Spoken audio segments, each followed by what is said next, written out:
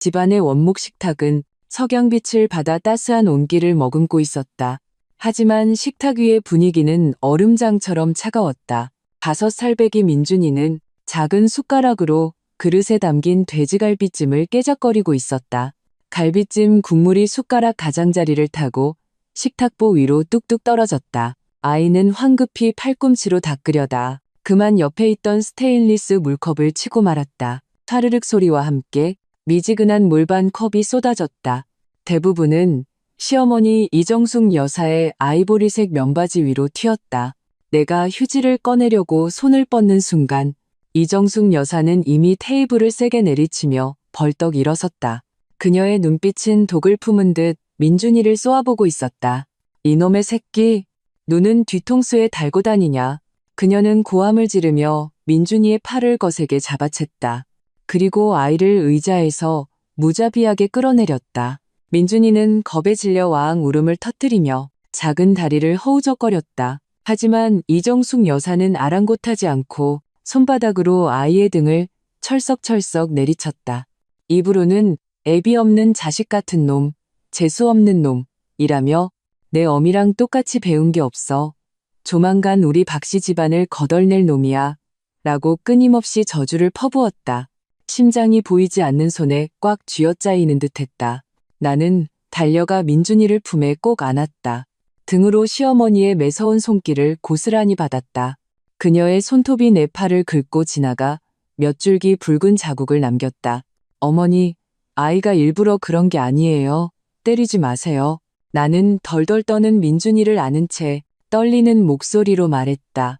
그제야 소파에 앉은 남편 박준수를 돌아보았다. 그는 패브릭 소파에 기대어 다리를 꼬고 앉아 있었다. 손가락 사이에는 담배한 개비가 끼워져 있었고 연기는 느릿하게 피어올랐다.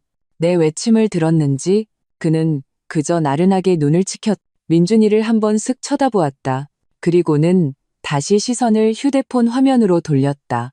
애가 버릇이 없으면 가르쳐야지. 그는 차갑게 말했다. 네가 감싸고 돌 거면 쟤 데리고 이 집에서 당장 꺼져. 여기서 눈에 거슬리게 하지 말고 꺼져라는 말은 비수가 되어 내 심장을 찔렀다. 나는 품 안에서 숨이 넘어갈 듯 도는 민준이를 보고 소파에 앉은 냉담한 남편과 옆에서 여전히 발을 동동 구르며 저주를 퍼붓는 시어머니를 번갈아 보았다. 순간 울고 소리칠 기력조차 사라졌다. 나는 한 손을 뻗어 가방에서 휴대폰을 꺼냈다. 너무 세게 쥔 탓에 손가락 마디가 하얗게 질렸다. 그리고 아버지 임동건 회장님께 전화를 걸었다. 전화가 연결되는 순간 나는 심호흡을 하며 최대한 평온한 목소리를 내려고 했었다. 아빠, 사람 몇 명만 데리고 준수네 집으로 저희 좀 데리러 와주세요. 겸사겸사 집안일도 좀 처리하고요. 처리한다는 세 글자를 들은 이정숙 여사는 즉시 달려들어 휴대폰을 빼앗으려 했다. 나는 한 걸음 뒤로 물러나 민준이를 더욱 세게 껴안았다. 수화기 너머로 아버지의 중후한 알겠다는 목소리가 들리고 20분 안에 도착한다는 말을 듣고서야 전화를 끊었다. 거실은 순간 조용해졌다. 오직 민준이의 억눌린 흐느낌만이 들려왔다. 이정숙 여사는 내 휴대폰을 경계심 가득한 눈으로 쳐다봤다. 박준수는 담배를 비벼 끄고 미간을 찌푸렸다. 하지만 끝내 우리 모자를 감싸주는 말은 한마디도 하지 않았다. 나는 민준이를 안고 식탁 의자에 앉아 아이의 등을 가볍게 토닥였다. 마음속에는 단 하나의 생각뿐이었다. 오늘 반드시 이곳을 떠나야 한다. 현관 옷걸이에는 아직 박준수의 재킷이 걸려 있었고 그 옆에는 이정숙 여사의 꽃무늬 스카프가 있었다. 한때 나에게 집에 온기를 느끼게 했던 이 물건들이 지금 이 순간에는 숨막히는 족쇄처럼 느껴졌다. 아버지의 전화를 끊은 지 2분도 채 되지 않아 이정숙 여사가 거실에서 달려왔다. 입으로는 온갖 욕설을 퍼부었다. 애도 못 낳는 재수없는 년이 어디서 굴러먹던 씨앗을 낳아놓고 감히 구원병을 불러? 오늘 내가 이놈의 새끼를 아주 제대로 가르쳐서 누가 이 집의 주인인지 똑똑히 알려주마. 그녀는 손을 뻗어 내 품에서 민준이를 빼앗으려 했다. 손톱이 아이의 얼굴에 거의 닿을 뻔했다. 나는 필사적으로 딸을 안고 뒤로 물러섰다. 등이 차가운 신발장에 닿았다. 민준이는 겁에 질려 내 목을 꽉 끌어안고 엄마를 외치며 울었다. 그때 박준수가 드디어 소파에서 일어섰다. 하지만 우리를 보호하기 위함이 아니었다. 그는 현관 중간을 막아서서 짜증 섞인 목소리로 이정숙 여사에게 소리쳤다. 엄마, 그만 좀 해요. 좀 있으면 장인어른 쪽 사람들 올 텐데 일 커지면 수습하기 힘들다고요. 수습하기 힘들어? 이정숙 여사는 마치 우스운 소리를 들었다는 듯 목소리를 높였다. 여긴 우리 집이야. 전현이 어디서 데려온 애새끼 데리고 하늘 무서운 줄 모르고 날뛰는데 내가 가만히 있으라고? 너 전현한테 단단히 홀렸구나. 두 사람이 걷잡을 수 없이 싸우는 사이 나는 몰래 휴대폰을 꺼내 아버지께 위치를 전송했다. 그리고 신발장에서 민준이의 외투를 찾아 아이에게 입혔다. 갑자기 초인종이 급하게 울렸다. 띵동 띵동 소리가 조용한 복도에서 유난히 날카롭게 울려 퍼졌다. 현관문 렌즈로 밖을 내다본 순간 마음이 순식간에 안정되었다. 문 밖에는 아버지 회사의 보안팀장인 주 실장이 서 있었다. 그는 각 잡힌 검은색 정장을 입고 있었고 뒤로는 검은 제복을 입은 보안 요원 6명이 서 있었다. 각자의 손에는 은색 공구함이 들려 있었다. 척 보기에도 만반의 준비를 하고 온 모습이었다. 내가 문을 열자마자 주 실장이 앞으로 다가와 접힌 쪽지 하나를 건넸다. 이미사님, 회장님께서 먼저 사모님과 도련님을 평창동 본가로 모시라고 하셨습니다. 집안의 물건들은 목록에 따라 정리할 테니 걱정 마십시오. 나는 쪽지를 펼쳤다. 아버지의 힘있는 필체가 눈에 들어왔다. 먼저 민준이 데리고 본가로 가거라. 저들이 아이에게 손대게 하지 마. 뒤실은 내가 다 준비해뒀다. 당신들 누군데 남의 집에 함부로 들어와. 이정숙 여사는 문 앞에 보안 요원들을 보고 처음에는 잠시 멈칫하더니 이내 다시 기세등등해져 손을 뻗어주 실장을 밀치려 했다. 하지만 그녀의 손이 주 실장의 팔에 닿기도 전에 옆에 있던 2명의 보안 요원이 즉시 한 걸음 앞으로 나와 팔을 교차해 단단한 방패를 만들었다. 그들은 이정숙 여사를 뒤로 안전하게 막아섰다. 그녀가 몇 번이고 세게 밀었지만 방패는 미동도 하지 않았다. 그녀는 화가 나 얼굴이 새빨개진 채 입으로 계속 욕설을 퍼부었다. 나는 민준이를 안고 주 실장의 뒤를 따라 복도로 걸어나갔다. 박준수 옆을 지날 때 나는 일부러 그를 쳐다봤다. 그는 보안 요원 가슴의 명찰을 뚫어져라 쳐다보며 목울대를 몇 번이나 아래 위로 움직였다. 입술을 달싹였지만 끝내 우리를 막는 말 한마디도 감히 내뱉지 못했다. 복도의 센서등이 우리의 발소리에 맞춰 켜졌다. 나는 민준이를 안고 한 걸음 한 걸음 아래로 내려갔다. 한 걸음 내디딜 때마다 악몽에서 멀어지는 것 같았다. 마침내 1층에 내려와 아버지가 보낸 검은색 세단을 보고 나서야 안도의 한숨을 내쉴 수 있었다. 아버지의 본가는 서울교외의 평창동 고급 주택가에 자리 잡고 있었다. 조각된 철문을 밀고 들어서자 정원의 목련나무가 향긋한 꽃향기를 풍기고 있었다. 나는 민준이를 2층의 작은 방에 재우고 아이의 눈가에 아직 맺혀있는 눈물 자국을 보며 가만히 얇은 이불을 덮어주었다. 그리고 몸을 돌려 아래층 서재로 들어갔다. 서재의 자단목 책상은 온화한 광택을 내뿜고 있었다. 아버지 임동건 회장님은 책상 뒤에 앉아 계셨고 앞에는 서류 더미가 펼쳐져 있었다. 스탠드에 따뜻한 불빛이 서류 위로 정확히 떨어지고 있었다. 내가 들어오는 것을 보고 그는 일어나 의자 하나를 끌어와 앉으셨다. 방금 주방에 호박죽 끓이라고 시켰다. 이따 한 그릇 먹으렴. 내가 앉아 그는 맨 위에 있던 파란색 표지의 서류철을 내 앞으로 밀어주셨다. 표지에는 등기권리증이라는 글자가 유난히 선명했다. 열어보거라. 아버지의 목소리는 차분했다. 나는 서류철을 넘겼다. 첫 페이지의 권리자란에 내 이름 임서연이 선명하게 적혀 있었다. 등기 날짜는 내 25번째 생일, 즉 내가 박준수와 결혼하기 1년 전이었다. 그 집은 내 생일 때 내가 준 선물이다. 그때 네가 부담스러워할까봐 시세에 대해서는 말하지 않았지. 아버지는 또 다른 은행 거래 내역서 한 묶음을 꺼내 그중 몇 줄을 손가락으로 가리키셨다. 최근 3년간의 관리비, 공과금 모두 내 개인 계좌에서 빠져나갔더구나. 박씨 집안 사람들은 한 푼도 낸 적이 없어. 그들은 너와 다툴 자격이 없다. 나는 거래 내역서를 쥔 채 익숙한 이체 기록들을 손끝으로 쓸어내렸다. 문득 관리비를 낼 때마다 박준수가 아무렇지 않게 그까짓 돈 얼마 안 되잖아라고 말했던 것이 떠올랐다. 그는 이 집이 자신과 아무 관련이 없다는 것을 이미 알고 있었으면서 내가 모든 비용을 부담하는 것을 당연하게 여겼던 것이다. 멍하니 있을 때 아버지는 서랍에서 누런 서류 봉투 하나를 꺼내 안에 있던 사진들을 책상 위에 쏟아내셨다. 사진 속에는 박준수가 하얀색 오피스룩을 입은 여자를 끌어안고 강남의 5성급 호텔로 다정하게 들어가는 모습이 담겨 있었다. 또 다른 사진은 청담동의 한 보석상에서 박준수가 그 여자에게 목걸이를 채워주는 장면이었다. 여자는 활짝 웃고 있었다. 흥신소에서 석 달 동안 따라붙었다. 아버지의 목소리가 한층 차가워졌다.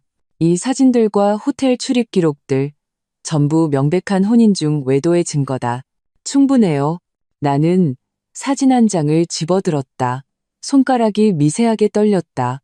사진이 찍힌 날짜는 바로 민준이가 열이 나서 내가 밤새 병원을 지키고 있을 때 박준수가 회사 야근 때문에 올 수 없다고 했던 바로 그날이었다. 그의 소위 야근은 다른 여자와 즐거운 시간을 보내는 것이었다. 아버지는 내 얼굴이 창백해지는 것을 보시고는 따뜻한 물 한 잔을 건네주셨다. 몸 상하게 화내지 마라. 다음 일은 나에게 맡기거라. 그는 휴대폰을 들어 부동산 중개인 김 부장에게 전화를 걸었다. 스피커폰을 켠 채였다. 김 부장, 지금 내 딸이 전에 살던 그 아파트로 가게. 물품 목록은 이메일로 보냈네. 우리 임씨 집안 물건은 하나도 빠짐없이 챙기고 박씨 집안 개인 물건들은 포장해서 복도에 내놓게 집안 물건에 함부로 손대지 못하게 하고 전화기 너머로 김 부장의 공손한 대답이 들려왔다. 아버지는 전화를 끊고 나를 보며 말씀하셨다. 걱정 마라. 아빠가 너와 민준이가 억울한 일 당하게 두지 않을 거다. 나는 아버지의 단호한 눈빛을 보며 마음속의 서러움이 드디어 터져 나올 것 같았다. 하지만 눈물을 닦았다. 박준수가 나에게 꺼져라고 말한 순간부터 나는 알고 있었다. 눈물로는 동정을 얻을 수 없다는 것을, 오직 스스로의 힘으로 내 모든 것을 되찾아야 한다는 것을. 저녁 6시가 넘은 시각, 석양이 원래 살던 아파트 동의 그림자를 길게 늘어뜨렸다. 나는 부동산 중개인 김 부장과 파란색 작업복을 입은 이삿짐 센터 직원 3명을 따라 아파트 아래로 걸어갔다. 김 부장은 손에 출력한 물품 목록을 꽉 쥐고 있었는데 종이 가장자리가 그의 손에 구겨져 있었다. 막 공동 현관 인터폰을 누르려던 순간 복도에서 갑자기 3사람이 뛰쳐나왔다. 바로 이정숙 여사와 박준수, 그리고 그의 동생 박준호였다. 이정숙 여사는 물에 젖었던 그 아이보리색 바지를 입고 있었는데 지금은 먼지가 잔뜩 묻어 있었다. 그녀는 허리에 손을 얹고 공동 현관문을 막아섰다. 마치 막무가내의 벽처럼 여긴 내 아들 집이야. 당신들 누군데 와서 물건을 빼가.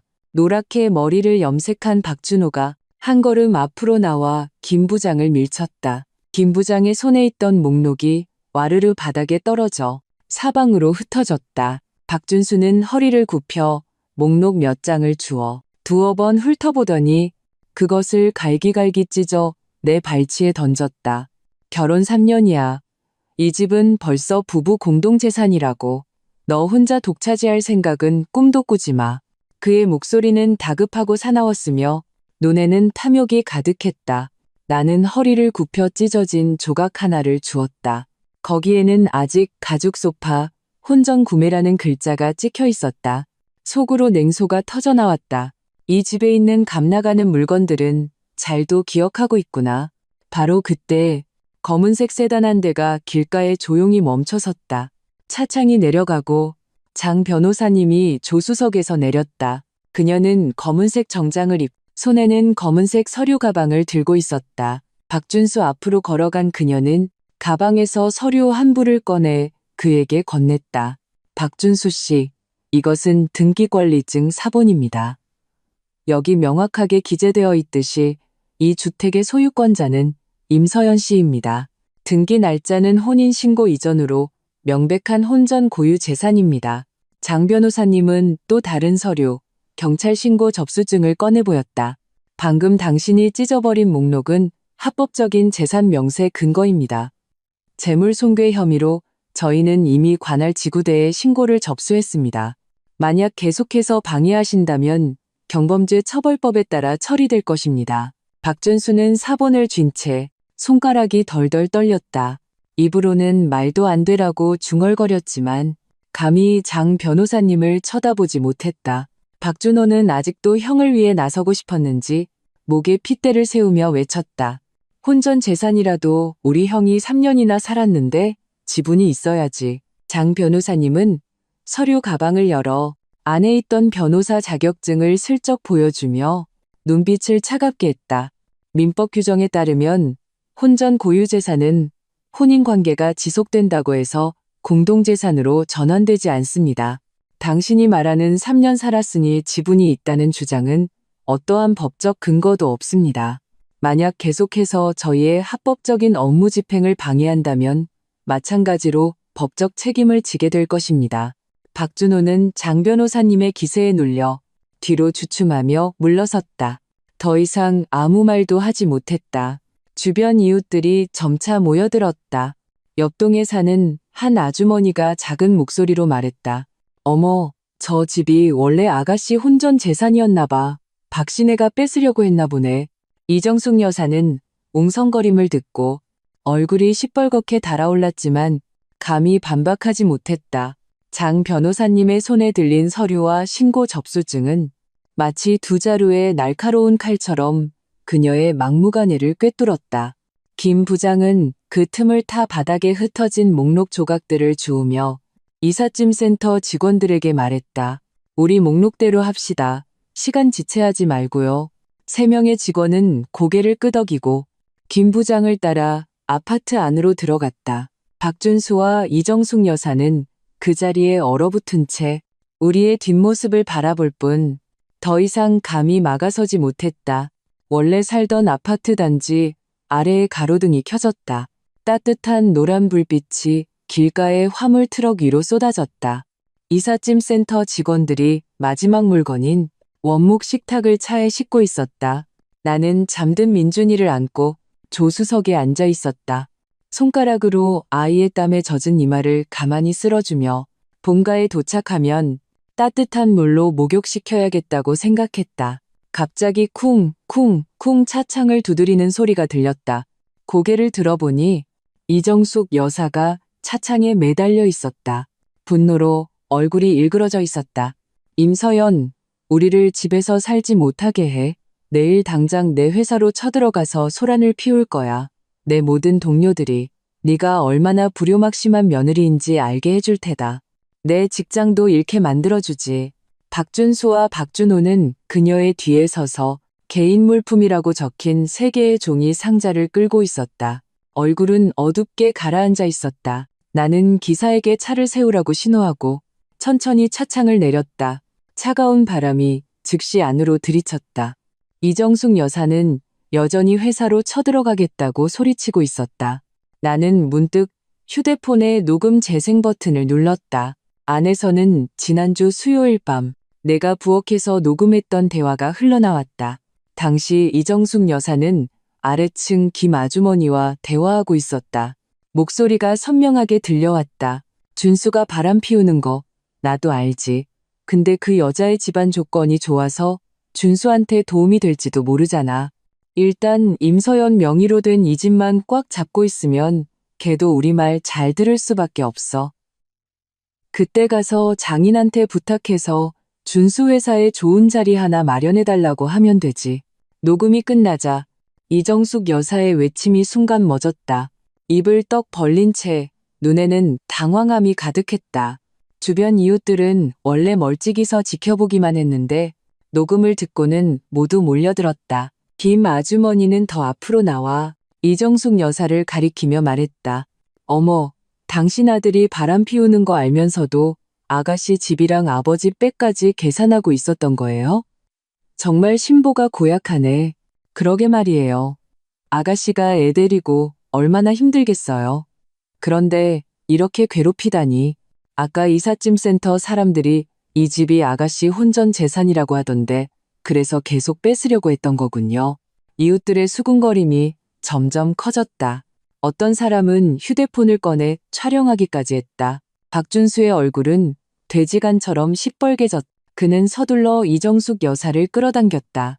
엄마 그만해요. 가요. 이정숙 여사는 아직 변명하려 했지만 박준수에게 강제로 끌려단지 밖으로 나갔다. 박준호는 세 개의 종이 상자를 들고 그 뒤를 따랐는데 발걸음이 비틀거렸다. 세 사람은 가로등 아래에서 이리저리 방황했다. 어디로 가야 할지 모르는 듯했다. 근처의 모텔들은 모두 신분증이 필요할 것이다. 아마 신분증을 쓰면 기록이 남을까 두려웠거나 혹은 돈이 부족했을 것이다. 나는 그들의 처량한 뒷모습을 보며 박준수를 향해 한마디 외쳤다. 복도에 있는 종이 상자, 관리사무소에는 이미 말해뒀어요. 내일 아침 일찍 치울 거라고요. 필요하시면 오늘 밤에 빨리 가져가세요. 박준수의 발걸음이 잠시 멈칫했지만 돌아보지는 않았다. 그저 이정숙 여사를 더 빨리 끌고 갈 뿐이었다. 기사가 화물 트럭에 시동을 걸었다. 차는 천천히 단지를 빠져나갔다. 나는 뒤를 돌아보았다. 그 세 개의 작은 그림자는 아직도 길가에서 서성이고 있었다. 마치 집을 잃은 영혼처럼 품 안에 민준이가 뒤척이며 엄마하고 칭얼거렸다. 나는 아이의 등을 가만히 토닥였다. 마음속에는 조금의 동정심도 없었다. 이 모든 것은 그들이 스스로 선택한 결과였다. 아버지의 본가 거실은 유난히 밝았다. 아이보리색 카페 뒤에는 민준이의 레고 블록이 흩어져 있었다. 아이는 바닥에 쪼그려 앉아 작은 집을 만들며 유치원에서 배운 동요를 흥얼거리고 있었다. 나는 소파에 앉아 장 변호사님이 어젯밤 보내준 이혼 합의서 초안을 넘겨보고 있었다. 손끝이 혼인 재산분할 페이지를 스칠 때 마음은 유난히 평온했다. 갑자기 초인종이 울렸다. 주 실장이 문을 열고 들어왔고 뒤로는 검은색 정장을 입은 장 변호사님과 태블릿 PC를 든 조 과장이 따라 들어왔다. 임 이사님, 후속 조치에 대해 보고드리러 왔습니다. 장 변호사님은 소파 옆에 앉아 서류 가방에서 서류 한 부를 꺼냈다. 이것은 보충된 이혼 합의서입니다. 한번 보시지요. 박준수 씨의 혼인 중 외도 사진, 호텔 출입 기록, 그리고 이정숙 여사의 민준, 군 아동학대 상해 진단서까지 모두 뒤에 첨부했습니다. 이 증거들로 이혼 소송을 제기하면 박준수 씨를 빈털터리로 만들 수 있고 매월 민준군이 18세가 될 때까지 양육비 300만 원을 청구할 수 있습니다. 나는 서류를 받아들고 첨부 부분을 빠르게 넘겼다. 민준이의 등에 남은 멍 자국 진단보고서를 보았을 때 결국 주먹을 꽉 쥐지 않을 수 없었다. 장 변호사님은 내 감정을 눈치챈 듯 따뜻한 물 한 잔을 건네주었다. 임 이사님, 법이 이사님과 도련님께 정의를 찾아줄 것입니다. 그때 조 과장이 다가와 태블릿 PC의 은행 거래 기록을 열었다. 그중 한 이체 내역을 가리키며 말했다. 임 이사님, 작년에 박준수 씨가 담당했던 저희 이모그룹과의 협력 프로젝트를 조사한 결과 그가 허위 계약서를 통해 공금 5천만 원을 동생 박준호의 은행 계좌로 빼돌린 사실을 발견했습니다. 이것이 이체 기록과 허위 계약서 사본입니다. 증거는 명백합니다. 나는 화면의 이체 날짜를 뚫어져라 쳐다봤다. 바로 박준수가 민준이를 위해 강남의 학군 좋은 아파트를 사야 한다고 말했던 그 시기였다. 그가 소위 아이를 위한다고 했던 것은 결국 동생에게 흥청망청 쓰라고 공금을 횡령한 것이었다. 조 과장이 계속해서 말했다. 이 돈은 지금도 박준호의 계좌에 있습니다. 저희는 이미 은행에 연락해 계좌를 동결시켰습니다. 이제 업무상 횡령죄로 경찰에 고발하여 박준수 씨의 형사 책임을 추궁할 수 있습니다. 고발하세요. 망설일 필요 없습니다. 나는 태블릿 PC를 조 과장에게 돌려주었다. 마음속에 조금의 망설임도 없었다. 바로 그때 휴대폰이 갑자기 진동했다. 원래 살던 아파트의 김 아주머니가 보낸 사진이었다. 사진 속에는 박준수 일가가 3개의 종이 상자를 가지고 아파트 근처 다리 밑에 앉아 있었다. 이정숙 여사는 상자에 기댄 채 눈물을 닦고 있었고 박준호는 고개를 숙이고 휴대폰 게임을 하고 있었다. 박준수는 옆에 쪼그려 앉아 담배를 피우고 있었는데 눈빛이 멍했다. 장 변호사님은 다가와 사진을 보고는 조용히 말했다. 임 이사님, 만약 원래 계획대로 하는 것이 좀 그렇다면 나는 그녀의 말을 끊고 사진을 장 변호사님께 전송했다. 이혼 소송은 최대한 빨리 진행해 주세요. 공금 횡령 건도 조 과장님께서 절차대로 경찰에 고발해 주시고요. 그들의 오늘의 처지는 스스로 자초한 겁니다. 누구도 원망할 수 없죠. 조 과장은 고개를 끄덕이며 태블릿 PC를 챙겼다. 내일 아침 바로 경찰서에 자료를 제출하겠습니다. 장 변호사님도 이혼 합의서를 챙기며 말했다. 최대한 빨리 법원의 소장을 접수하겠습니다. 소식이 있으면 바로 알려드리겠습니다. 두 사람이 떠난 후 민준이는 자신이 만든 레고집을 들고 달려왔다. 엄마, 우리 새집 봐요. 나는 딸을 안아올리고 이마에 뽀뽀했다. 창밖에 햇살이 거실 창을 통해 들어와 레고집 위에 떨어졌다. 마음이 편안해질 만큼 따뜻했다. 앞으로 힘든 싸움이 남아있다는 것을 안다.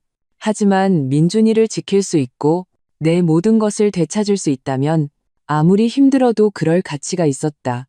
법원 앞 광장은 사람들로 붐볐다. 오가는 사람들은 대부분 정장을 입고 손에는 서류를 든 채 얼굴에는 긴장 또는 평온한 표정을 띠고 있었다. 나와 장 변호사님은 막 소장 접수처에서 나와 이혼 소송 접수 통지서를 손에 들고 있었다. 차에 타려던 순간 화단가에 쪼그려 앉은 3개의 익숙한 그림자가 보였다. 이정숙 여사, 박준수, 그리고 박준호였다. 박준수가 가장 먼저 우리를 발견했다. 그는 벌떡 일어나 빠른 걸음으로 달려와 내 팔을 거세게 붙잡았다. 손톱이 거의 살을 파고들 정도였다. 서연아, 내가 잘못했어. 그의 목소리는 울먹임이 섞여 있었고 눈은 시뻘겋게 충혈되어 있었다. 그 5천만 원 내가 어떻게든 갚을게. 우리 이혼하지 않으면 안 될까? 민준이한테 아빠가 없으면 안 되잖아. 이정숙 여사도 따라 달려와 이전의 기세등등함은 온데간데 없이 내 옷자락을 잡고 계속 흔들었다. 아가, 내가 예전에 정신이 나갔었나 보다. 민준이를 때리고 욕하면 안 되는 거였는데 우리 한 번만 용서해 주렴. 내가 앞으로 애도 봐주고 밥도 해줄게. 우리 집에 돌아가서 다시 잘 살아보자. 응? 그녀의 머리는 헝클어져 있었고 옷에는 얼룩이 묻어 있었다. 이전의 그 강압적인 모습은 조금도 찾아볼 수 없었다. 박준호는 뒤에 서서 아무 말도 하지 않고 그저 내 눈치를 살피며 시선을 피했다. 아마 동결된 5천만 원이 생각났을 것이다. 장 변호사님은 상황을 보고 앞으로 나와 박준수의 손을 부드럽게 떼어냈다. 그리고 서류 가방에서 종이 한 장을 꺼내 그의 앞에 내밀었다. 박준수 씨, 이혼 이야기하기 전에 먼저 이것부터 보시죠. 이것은 경찰이 발부한 업무상 횡령죄 입건 통지서입니다. 당신은 이모그룹 공금 5천만 원을 횡령한 혐의로 입건 수사 중입니다. 박준수의 시선이 입건 통지서라는 글자에 닿는 순간 얼굴이 순식간에 새하얗게 질렸다. 손에 힘이 풀리면서 접수 통지서가 내 손에서 바닥으로 미끄러져 떨어졌다.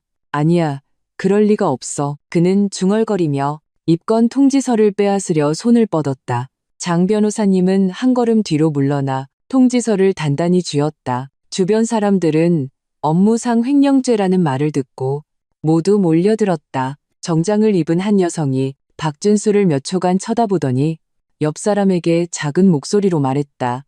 나 저 사람 알아요. 예전에 우리 회사랑 프로젝트 같이 했었는데 세상에 공금을 횡령했다니. 저런 일이 멀쩡하게 생겨서는 어떻게 저런 짓을. 수군거림은 점점 커졌고 어떤 사람은 휴대폰을 꺼내 촬영하기 시작했다. 박준수의 고개는 점점 더 숙여졌고 두 손은 주먹을 꽉 쥐고 있었다. 바로 그때 경찰차 2대가 광장가에 멈춰섰다. 경찰관 2명이 차에서 내려 곧장 박준수에게 다가와 경찰 신분증을 내보였다. 박준수 씨 맞으시죠? 관할 경찰서에서 나왔습니다. 저희와 함께 서로 가서 조사받으셔야겠습니다. 박준수는 확 고개를 들고 뒤로 물러서려 했지만 경찰관에게 막혔다. 이정숙 여사는 달려들어 막으려 했지만 경찰관이 손으로 막아서자 중심을 잃고 바닥에 넘어졌다. 우리 아들 데려가지 마세요. 우리 아들은 억울해요. 라고 울부짖었다. 박준호는 그 광경을 보고 겁에 질려 몇 걸음 뒤로 물러서다가 화단에 부딪힐 뻔했다. 경찰관들이 박준수를 부축해 경찰차로 향했다. 박준수는 나를 돌아보았다. 눈에는 애원이 가득했지만 한마디도 하지 못했다. 주변 사람들은 여전히 수군거리고 있었다. 나는 허리를 굽혀 바닥에 떨어진 접수 통지서를 주어 장 변호사님께 건네며 조용히 말했다. 가시죠. 차가 법원 광장을 떠날 때 나는 차창 너머로 이정숙 여사가 여전히 바닥에 앉아 우는 것을 보았다. 박준호는 옆에서 어쩔 줄 몰라 하고 있었다. 마음에는 아무런 파동도 일지 않았다. 그저 오랫동안 짓누르던 돌덩이가 드디어 내려앉은 기분이었다. 원래 살던 아파트의 관리사무소는 크지 않았다. 벽에는 누렇게 바랜 공동주택 관리규약이 붙어 있었다. 책상 뒤에는 관리소장인 박 소장님이 앉아 계셨는데 손에는 서류 뭉치를 들고 미간을 찌푸리고 있었다. 내가 원래 살던 집의 공과금 명의 변경을 하러 왔다고 용건을 말하자마자 박 소장님은 한숨을 쉬며 서류를 내 앞으로 밀었다. 임 선생님, 먼저 이것 좀 보시죠. 그것은 단지 내 공용시설물 파손배상 청구서였다.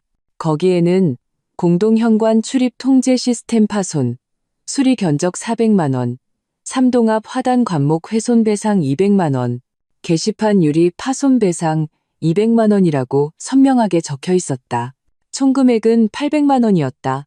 지난 보름 동안 박준수 씨 어머니 이정숙 씨와 동생 박준호 씨가 여러 번 와서 소란을 피웠습니다. 박 소장님은 청구서의 사진들을 가리켰다. 올 때마다 단지 안으로 들어와 임 선생님을 찾으려고 했어요. 못 들어오게 하니까 출입문을 부수고 화단 나무를 밟고 지난번에는 게시판 유리까지 깨뜨렸습니다. 저희가 이미 3번이나 경찰에 신고했습니다. 이게 신고 기록 사본입니다. 사진 속에는 이정숙 여사가 돌멩이로 공동 현관 출입문을 내리치고 있었고 박준호는 화단에 서서 새로 심은 관목을 발로 힘껏 짓밟고 있었다. 두 사람의 얼굴에는 악의가 가득했다. 나는 청구서를 쥔 채 속으로 냉소했다. 나를 찾지 못하니 화를 단지 시설물에 풀다니 정말 본성은 변하지 않는구나. 바로 그때 관리사무소 문이 거칠게 열리며 이정숙 여사가 뛰어들어왔다. 그녀는 색이 바랜 외투를 입 머리는 헝클어져 있었다. 나를 보자마자 미친 듯이 달려들어 내 얼굴을 핥히려 했다. 임서연, 다 너 때문이야. 네가 우리 집안을 망쳤어? 너랑 끝장을 보겠다. 곁에 있던 관리사무소 보안 요원 2명이 즉시 달려와 한 명은 이정숙 여사의 팔을 잡고 다른 한 명은 내 앞을 막아섰다. 그들은 그녀를 단단히 제지했다. 이정숙 여사는 여전히 발버둥치며 입으로는 끊임없이 욕설을 퍼부었다. 목소리는 귀를 찢을 듯 날카로웠다. 나는 책상 위에 배상 청구서와 경찰 신고 기록을 집어들고 그녀 앞으로 걸어가 서류를 눈앞에 내밀었다. 직접 보세요. 이게 당신과 박준호 씨가 공용시설물을 파손한 증거고 이건 관리사무소의 경찰 신고 기록이에요. 관리사무소에서는 이미 당신들을 상대로 800만 원 손해배상 소송을 준비하고 있습니다. 지금은 내가 당신들 집안을 망친 게 아니라 당신들이 먼저 법을 어기고 법의 테두리를 계속해서 시험하고 있는 겁니다. 이정숙 여사의 시선이 청구서와 신고 기록을 훑었다. 발버둥 치던 몸짓이 점차 멎었다. 눈 속의 광기는 공포로 바뀌었다. 그녀는 아마 자신의 순간적인 분풀이가 돈을 물어줘야 할 뿐만 아니라 법적 소송에 휘말릴 수 있다는 것은 생각도 못했을 것이다. 박 소장님이 옆에서 덧붙였다. 이 여사님, 저희가 이미 2번이나 배상 통지서를 보냈습니다. 모두 수치를 거부하셨더군요. 이제는 법적인 절차를 밟을 수밖에 없습니다. 이정숙 여사는 비틀거리며 한 걸음 물러나 바닥에 주저앉았다. 입으로는 어떻게 이런 일이라고 되뇌었다. 나는 그녀의 처량한 모습을 보며 조금의 동정심도 느끼지 못했다. 예전에 그녀가 민준이를 때리고 민준이를 욕하고 박준수가 냉담하게 방관했을 때 어떻게 오늘 같은 날이 올 것이라고 생각이나 했을까? 배상 문제는 당신이 관리사무소와 협의하시든 아니면 법원 소환장을 기다리시든 하세요. 나는 몸을 돌려 박 소장님께 말했다. 공과금 명예 이전 절차는 최대한 빨리 처리해 주시면 감사하겠습니다. 추후 협조가 필요한 부분이 있으면 언제든 연락 주세요. 말을 마친 나는 더 이상 바닥에 앉은 이정숙 여사를 쳐다보지 않고 보안 요원들을 따라 관리사무소를 나섰다.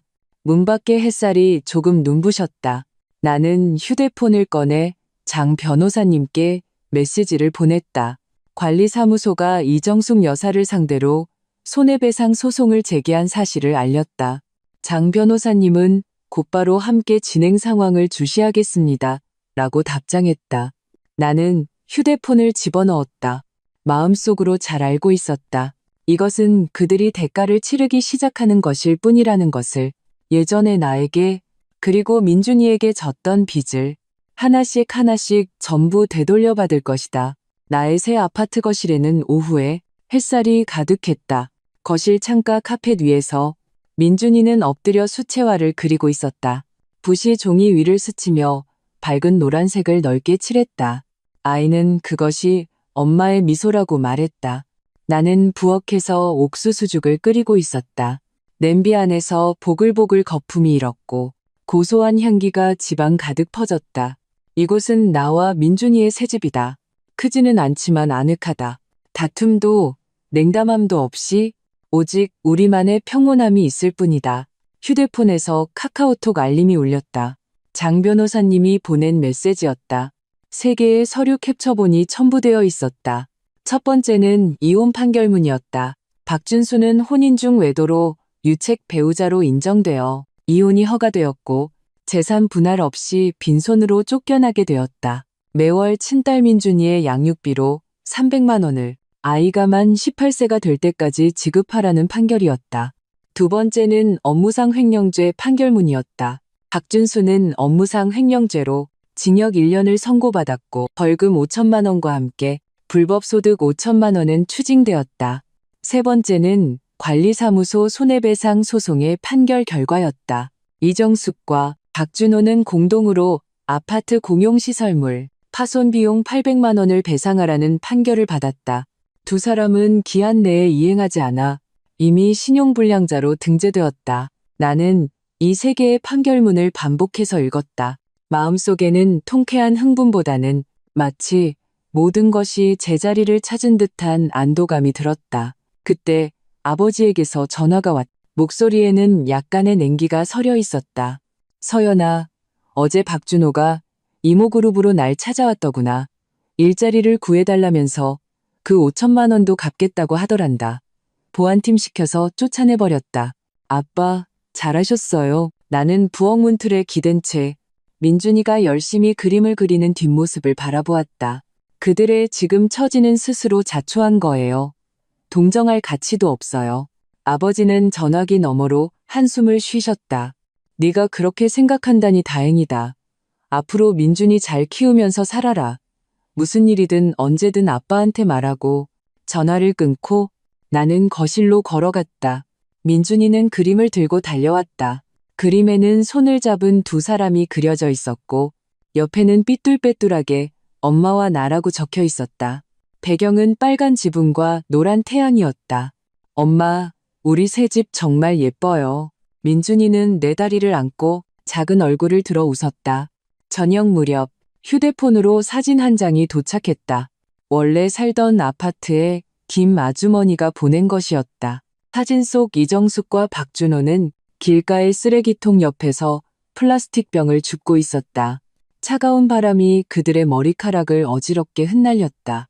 이정숙은 그 색이 바랜 외투를 걸치고 있었고 박준호는 목을 움츠리고 있었다. 두 사람의 손에는 모두 불룩한 비닐봉지가 들려 있었다. 오가는 차량들 속에서 유난히 초라해 보였다. 나는 사진을 장 변호사님께 보내고 간단히 알겠습니다라고 답장했다. 그리고 휴대폰을 끈 뒤 민준이를 안고 소파에 앉았다. 창밖의 석양이 점점 지면서 하늘을 따뜻한 주황색으로 물들였다. 민준이는 내 품에서 점점 잠이 들었고 숨소리가 고르게 들려왔다. 나는 아이의 머리카락을 가만히 쓰다듬었다. 마음은 더없이 평온했다. 그 끔찍했던 과거, 우리를 상처 입혔던 그 사람들은 이미 마땅한 대가를 치렀다. 그리고 나와 민준이는 마침내 이 햇살 가득한 새 집에서 우리만의 새로운 삶을 시작할 수 있게 되었다. Phần 2. sự phản bội ở trạm dừng chân. 추석을 맞아 남편과 친정에 가던 길 고속도로 휴게소에서 잠시 쉬고 있을 때였다. 그가 갑자기 말했다. 당신 마음은 왜 그렇게 친정 쪽에만 쏠려 있어? 결혼한 지 3년인데 우리 집에 갈 때는 이렇게 기뻐하는 걸 본 적이 없어. 오늘처럼 트렁크 가득 선물을 싣는 건 더더욱 없었고 나는 멍해져서 해명하려 했다. 그 선물들은 다 평소에 다른 사람들이 준 것이라 돈 한 푼 안 들었다고. 하지만 그는 더욱 짜증을 냈다. 우리 경제 사정이 빠듯한 거 알잖아. 당신 내 집에 한 번 가는데 왕복 경비만 30, 40만 원이야. 게다가 장인, 장모님께 용돈 50만 원까지 순식간에 사라지는 돈이라고. 매년 이렇게 2번씩 왔다 갔다 하면 경제적 손실도 크고 엄청 피곤한 거 알아? 손발이 순간 차갑게 식었다. 1년에 단 2번 친정에 가는 걸 그는 그렇게나 싫어했던 것이다. 매달 아껴가며 시부모님께 80만 원씩 송금하고 매달 230km를 운전해 시댁에 가는 것은 그는 조금도 알아주지 않았던 것이다. 나는 조용히 시부모님께 보내던 자동이체를 중단했다. 그렇게 받아들일 수 없다면 우리 이혼해요. 그는 믿을 수 없다는 얼굴로 나를 쳐다봤다. 미쳤어? 몇 마디 했다고 이혼하자는 거야? 진짜 팔자 사납게 너 같은 거랑 결혼해서. 나와 딸이 화장실에서 나왔을 때 그는 놀랍게도 우리를 포구 속 휴게소에 버려두고 혼자 차를 몰고 가버렸다. 아무리 찾아도 우리 차는 보이지 않았고 최우진의 전화는 받지 않았다. 그때 하늘에서는 다시 폭우가 쏟아졌다. 차를 찾다가 나는 넘어지기까지 했다. 발이 미끄러지면서 딸을 안은 채 계단 아래로 굴러떨어졌다. 빗물에 우리 모녀는 흠뻑 젖었다. 나는 딸을 품에 꼭 안았다. 마침내 마음씨 좋은 분들이 우리를 발견해 무릉덩이에서 건져주고 휴게소 안으로 부축해 주었다. 나는 울면서 그들에게 감사 인사를 전했다. 그들은 나를 대신해 경찰에 신고해 주었다. 딸은 울음을 그치지 않았고 내 몸도 다쳤다. 나는 더 이상 참지 못하고 딸을 안은 채 조용히 눈물을 흘렸다. 정말 생각지도 못했다. 방금 이혼하자는 말 한마디에 최우진이 나와 딸을 이곳에 버리고 갈 줄이야. 하지만 왜 결혼 3년 동안 내가 친정에 간 횟수는 손에 꼽을 정도였다. 친정까지는 180km에 불과한데 시댁은 230km나 되지 않는가. 심지어 매달 한 번씩 갔다. 그뿐만 아니라 매달 시어머니께 80만 원씩 송금해야 했다. 최우진의 월급은 1000만 원이 채 되지 않았기에 모두 내가 매일 아이를 돌보며 여러 플랫폼의 웹소설을 써서 번 돈으로 충당했다. 나는 그저 그와 잘 살고 싶었고 딸도 아직 어렸기에 이런 것들을 따지지 않았다. 하지만 친정에 한 번 가는데 50만 원 남짓 드는데 1년에 단 2번 가는 것을 그는 왜 그렇게 받아들이지 못하는 걸까? 상상할 수 없었다. 지난 3년을 내가 어떻게 견뎌왔는지. 친정에 갈 때마다 떠나기 아쉬웠고 명절마다 친정에 가고 싶었지만 고작 2번밖에 가지 못했다. 오늘 최우진의 모습을 보니 그는 오랫동안 참아왔던 것이 분명했다. 이번에 핑계를 대고 폭발한 것이다. 하지만 이건 앞으로 그 2번의 기회마저 박탈하겠다는 뜻이 아닌가? 아니, 받아들일 수 없다. 나는 시집을 간 것이지 그에게 팔려간 것이 아니다. 분노와 슬픔이 가슴을 가득 채워 몸의 상처가 더욱 욱신거렸다. 딸은 울음을 그치고 지금은 멍하니 나를 바라보고 있었다. 내가 왜 우는지, 왜 떨고 있는지 모르는 듯했다. 나도 아이를 보며 마음이 찢어지는 듯했다. 이 순간 나는 마음속으로 다짐했다. 이 결혼 반드시 끝내겠다고. 최우진, 이제 버리겠다고. 20여 분 후 가장 가까운 지구대에서 경찰이 도착했다. 그들은 내게 구체적인 상황을 묻고 조서와 영상을 기록했다. 내가 이렇게 어린아이를 데리고 있고 모녀가 흠뻑 젖고 다친 것을 보고 그들 모두 분노했다. 남편분이 범법 행위를 저지른 거 아십니까? 두 분을 고의로 여기에 유기한 것은 이미 유기죄에 해당합니다. 지금 다치셨으니 상해 진단서를 떼면 그때 가서 고소할 수 있습니다. 나는 충격받았다. 정말요? 그래도 되나요? 경찰관이 말했다. 물론입니다. 상해가 심하면 징역형을 받을 수도 있습니다. 구체적인 것은 상해 진단 결과에 따라 달라지겠죠. 우선 고속도로 밖으로 나가서 병원 검사를 받고 집으로 모셔다 드리겠습니다. 나는 울면서 고개를 끄덕였다. 감사합니다, 경찰관님. 우리가 떠나려 할 때 한마음씨 좋은 여성이 캐리어를 열어 내게 깨끗한 옷 한 벌을 주었고 다른 여행객 한 분도 급히 자기 아이의 옷을 내게 건네며 딸의 옷을 갈아입히라고 했다. 나는 조용히 옷을 갈아입고 그들에게 감사 인사를 한 뒤 경찰차를 타고 병원으로 갔다. 상해 진단 결과는 경상이었다. 하지만 경찰관은 그래도 최우진은 고의 유기라는 위법 행위를 저질렀으며 15일 구류와 함께 내게 배상해야 한다고 말했다. 마음속의 서러움이 그제야 조금 가셨다. 조서를 마친 후 경찰은 우리를 친정으로 데려다 주었고 사건에 진전이 있으면 연락하겠다고 했다. 나는 거듭 감사 인사를 드렸. 나와 딸만 돌아온 것을 보고 부모님은 모두 놀라셨다. 엄마는 걱정 가득한 얼굴로 딸을 안아들며 물었다. 혜진아, 이게 어떻게 된 일이니? 왜 경찰이 너희를 데려다 준 거야? 우진이는 어디 있고? 아빠도 초조한 얼굴이었다. 그렇게 걱정하시는 모습을 보니 마음속의 서러움이 순식간에 밀려와 눈시울이 붉어졌다. 눈물이 흘러내렸다. 아빠, 엄마, 우진 씨가 우리 집에 오는 게 돈 아깝고 귀찮다고 해서 제가 이혼하자고 했더니 저랑 예은이를 휴게소에 버리고 혼자 가버렸어요. 저 넘어지기까지 했고요. 이 결혼 더는 못하겠어요. 이혼하고 싶어요. 제가 이혼하는 게 부모님 얼굴에 먹칠하는 거라면 저 예은이 데리고 나가서 월세방이라도 얻어 살게요. 절대 폐해 끼치지 않을게요. 어쨌든 저는 꼭 이혼할 거예요. 엄마의 눈시울도 붉어졌다. 엄마는 우리 모녀를 꼭 껴안고 울먹이며 말했다. 바보 같은 소리 마라. 무슨 폐를 끼친다는 거니? 너는 내 배 아파 낳은 자식이고 예은이도 내 배 아파 낳은 자식인데 우리가 어떻게 너희를 의지할 곳 없이 내보내겠니?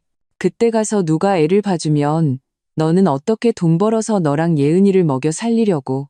아빠도 말했다. 그래, 혜진아, 걱정 말고 여기서 지내라. 네가 이혼 안 한다고 해도 우리가 시킬 판이다. 처음에 네가 최우진이랑 결혼한다고 했을 때 우리도 탐탁지 않았어. 하지만 네가 워낙 좋아하니까 막을 수가 없었지. 걔한테 시집가고 나서는 우리가 널 거의 볼 수가 없어서 우리도 마음이 아팠단다. 이혼할 수 있다면 차라리 잘된 일이야. 앞으로는 우리 곁에서 함께 지내자. 우리가 예은이 봐줄 테니 너는 마음 편히 돈 벌면 돼. 나는 부모님을 껴안고 엉엉 울었다. 아빠, 엄마, 제가 잘못했어요. 제가 선택한 길인데 완전히 실패했어요. 제가 정말 잘못했어요. 이렇게 바보 같은 저를 버리지 않아 주셔서 감사해요. 걱정 마세요. 앞으로는 다시는 이렇게 바보같이 살지 않을게요. 저녁 식사 중에 남동생이 돌아왔다. 그를 보자 나는 문득 내가 딸을 데리고 집에 사는 것이 그의 장래 결혼에 영향을 미치지 않을까 하는 생각이 들었다. 하지만 그는 그렇게 생각하지 않았다. 최우진의 행동을 듣고는 오히려 화를 내며 그를 찾아가 따지겠다고 했다. 내가 그를 말렸다. 형준아, 가지마. 경찰도 지금 그 사람 찾고 있어. 나는 지금 빨리 변호사 찾아가서 합의서 초안 작성하고 바로 이혼소송 제기하고 싶어. 형준이는 그제야 겨우 분을 사귀며 나를 도와 변호사를 찾아주기 시작했다. 바로 그때 내 카카오톡이 울렸다. 하루 종일 사라졌던 최우진이었다. 나는 멍해졌다. 경찰이 아직 못 찾았나? 그는 연달아 카톡을 보냈다. 신혜진, 방금 경찰이나 찾아와서 파출소로 오래. 내가 유기죄를 저질렀다고? 네가 신고했어? 어떻게 그럴 수가 있어? 네가 나한테 이혼하자고 안 했으면 내가 화나서 그냥 갔겠어? 너 지금 당장 출발해서 나랑 같이 파출소로 가서 해명해. 내가 고의가 아니었다고 말해. 나 구류되면 안 돼. 그러면 전과 기록 남아서 직장 잃으면 어떡해? 그때 가서 너랑 딸은 뭘로 먹여 살리려고? 빨리 와. 나는 그 메시지들을 차가운 눈으로 바라보며 바로 익십했다. 카톡을 안 보니 그는 미친 듯이 전화를 걸어왔다. 나는 하나도 받지 않았다. 이제 와서야 불안해진 모양이지. 우리를 버리고 갈 때는 뭘 했고, 고속도로를 빠져나와서 태연하게 나타나지 않을 때는 또 뭘 했던 건가? 그냥 파출소에 잘 머물러 있으시지? 그런데 10분 후, 시부모님께서 내게 전화를 걸어왔다. 영상 통화를 하고 싶다고 했다. 나는 받고 싶지 않았지만 시어머니가 딸을 보고 싶다고 했다. 솔직히 말해 시댁에 갈 때마다 시부모님은 우리에게 잘해주셨고 과한 행동은 없었다. 나는 어쩔 수 없이 딸을 안고 영상 통화를 받았다. 시어머니는 딸을 보고 활짝 웃었다. 예은아, 할머니 보고 싶었어? 할머니는 우리 예은이 너무 보고 싶었는데 언제 돌아올 거야? 딸은 당연히 대답하지 않고 그저 멍하니 그녀를 바라볼 뿐이었다. 그녀는 화내지 않고 화제를 나에게로 돌렸다. 아가, 우진이 말 들어보니까 너희 싸웠다며? 그래서 네가 경찰에 신고까지 했다고? 지금 파출소에 불려갔다는데 네가 가서 좀 도와줄 수 있겠니? 심장이 쿵 내려앉았다. 역시나 나는 그녀에게 물었다. 그럼 그 사람이 왜 파출소에 불려갔는지는 아세요? 시어머니는 그저 가볍게 웃었다. 실수로 너랑 예은이를 휴게소에 깜빡 잊고 온 거 아니니? 뭐 그리 큰일이라고. 내가 이미 개나 물었어. 걔도 잘못한 거 알고 있으니까 네가 가서 해명하고 신고 취하 좀 해줘. 그래야 한 가족이지? 안 그러니? 나는 차가운 얼굴로 다시 물었다. 그럼 저랑 예은이가 비에 흠뻑 젖고 제가 넘어져서 다친 건 아세요? 그녀는 잠시 멈칫하더니 다시 웃었다. 아이고, 너도 어른인데 한 번 넘어지는 거야. 뭐 대수라고. 예은이도 멀쩡하잖아. 이렇게 더운 날에 비 좀 맞으면 어때? 더 시원하고 좋지? 그 말을 듣고 나는 정말 어이가 없었다. 만약 이전에 그에게 조금이라도 호감이 있었다면 지금은 조금도 남아있지 않았다. 내가 말을 안 하자 그녀는 협박과 회유를 시작했다. 최우진은 내 남편이야. 네가 안 도와주면 누가 도와주겠니? 걔가 일 못하게 되면 누가 너희 모녀를 먹여 살려? 네가 친정에 남편도 없이 돌아가면 내 부모님도 창피하지 않겠어? 말 들어 어서 파출소 가서 잘 설명해줘. 안 그러면 나랑 내 아버님 화낼 거다. 네가 안 가면 우리 우진이 시켜서 너랑 이혼하게 할 거야. 나는 갑자기 어이가 없어 웃음이 나왔다. 그러니까 예은이 보고 싶다는 건 다 핑계고 제가 그 사람 파출소에서 빼내주길 바라시는 거였네요. 걱정 마세요. 저는 절대 안 갈 거니까요. 그 사람이 이혼하고 싶다고요? 휴게소에 있을 때부터 제가 먼저 이혼하기로 결심했어요.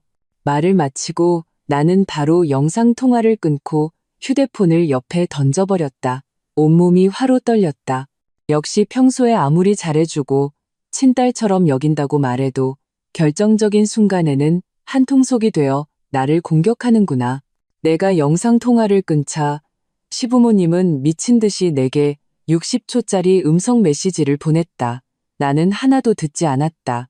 다음 날까지 시어머니는 다시 몇 자를 문자로 보냈다. 최우진이랑 연락이 안 된다. 휴대폰 뺏기고 구류된 게 틀림없어. 신혜진, 너 정말 무정하구나. 걔 나오면 바로 이혼시키겠다. 그 메시지를 보고 내 기분은 오히려 좋아졌다. 10여 분 후 나도 경찰에게서 전화를 받았다. 최우진이 정말로 구류되었다고 했다. 감사 인사를 하고 예은이를 부모님께 맡긴 후 나와 형준이는 변호사 사무실로 갔다. 변호사는 이혼 소송에는 문제가 없고 재산분할도 내게 유리하게 될 것이라고 했다. 하지만 다른 증거가 더 있다면 대부분이 내게 돌아올 것이라고 했다. 사실 우리와 최우진은 별다른 예금이 없었고 8억 원짜리 아파트 한 채와 3천만 원짜리 차 한 대뿐이었다. 변호사는 내 상황을 고려하면 아파트는 반반 나누고 차는 내가 가질 확률이 높다고 했다. 하지만 나는 그와 이 아파트를 나누고 싶지 않았다. 하지만 현재로서는 다른 방법이 없었다. 합의서를 받고 형준이는 다시 차를 몰아 나를 고양시로 데려갔다. 최우진이 없는 틈을 타 우리 모녀의 짐을 전부 가져오기 위해서였다. 집 앞에 막 도착했을 때 갑자기 한 여자가 동네를 서성이는 것을 보았다. 무언가를 찾는 듯했다. 우리가 다가가자 그녀는 우리를 본 순간 얼굴에 긴장한 기색이 스쳤다. 내가 의아해하며 물었다. 누구 찾으세요? 그녀는 재빨리 미소를 지었다. 저는 최우진 씨 동료인데요. 결제받을 서류가 있어서요. 회사에서도 연락이 안 돼서 어쩔 수 없이 집으로 찾아와 봤어요. 집에 안 계신가 봐요. 나는 문을 열고 그녀를 안으로 들였다. 그리고 최우진이 문제를 일으켜 현재 구류 중이며 보름 후에나 나올 것이라고 알려주었다. 만약 급한 일이라면 상사에게 보고해야 할 것이라고. 그녀는 순간 크게 놀라 막 앉았다가 벌떡 일어섰다.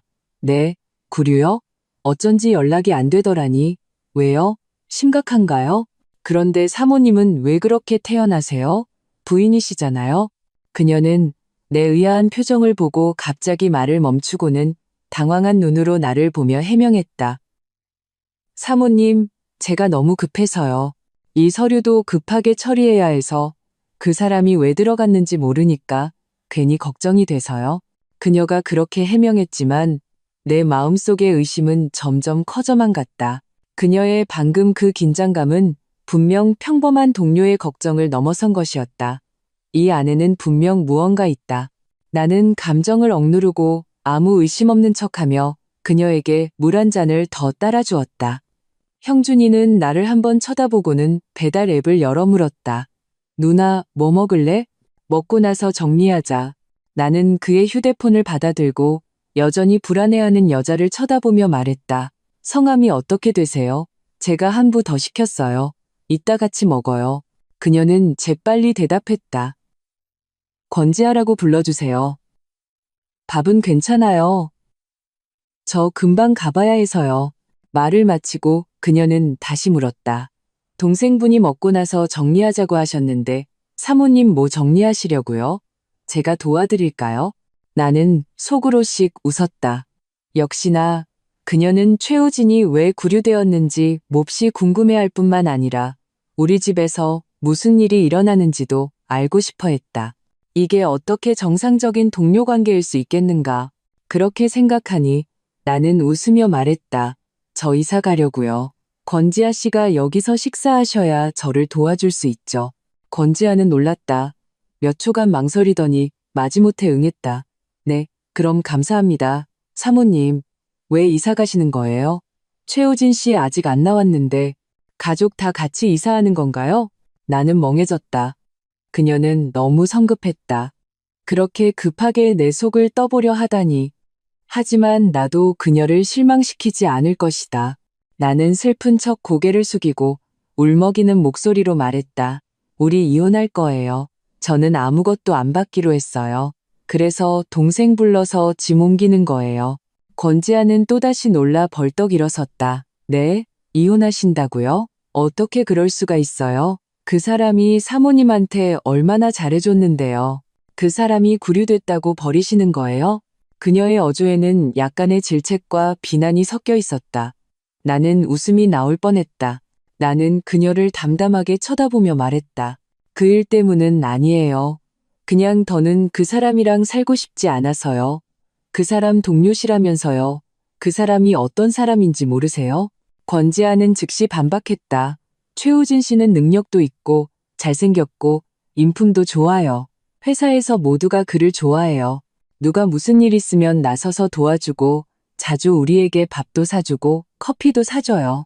사모님 눈에는 그렇게 안 좋은 사람처럼 보이나 봐요? 나는 놀란 척했다. 그래요? 그 사람이 그렇게 좋은 사람이었군요. 하지만 내 마음속에서는 폭풍이 몰아쳤다. 내가 1년에 2번 친정에 가는 걸 그는 그렇게 따지고 나와 딸을 휴게소에 버려두고 갔으면서 회사에서는 온갖 돈을 써가며 밥을 사고 커피를 샀다고? 그는 내게 한 번도 사준 적이 없었다. 오히려 내가 마시고 싶다고 할 때마다 그는 나를 나무랐다. 그런 거 마시면 건강에 안 좋고 돈 낭비야. 나중에 고혈당 와서 당뇨병 걸리면 어떡하려고?